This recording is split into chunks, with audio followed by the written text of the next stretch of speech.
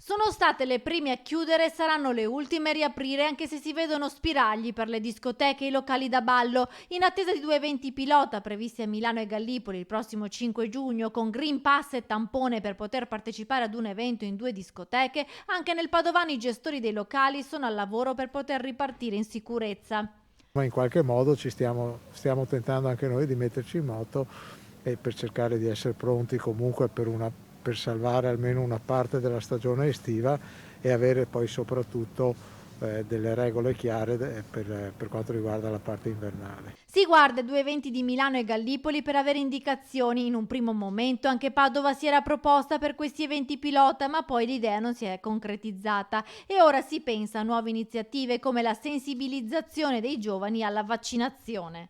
E quindi il fatto che le discoteche possano essere un luogo dove opportunamente attrezzate con le persone adeguate a fare questo tipo di iniziativa possano diventare un luogo dove i ragazzi possono venire a vaccinarsi, alla pari della proposta che alcune aziende hanno fatto, potrebbe essere secondo me molto interessante. Discoteche che si candidano a luoghi di vaccinazione, nel frattempo con la concreta possibilità di uno slittamento e da giugno anche di un annullamento del coprifuoco, si pensa a riaprire con la somministrazione di cibi e bevande. Ci stiamo organizzando per aprire intanto come ristorante, pizzeria, bar all'aperto, cioè fare quella parte di attività che è ricompresa nella nostra attività più ampia di intrattenimento e quindi intanto iniziare dalla parte ristorativa e di bar, cocktail bar, eccetera.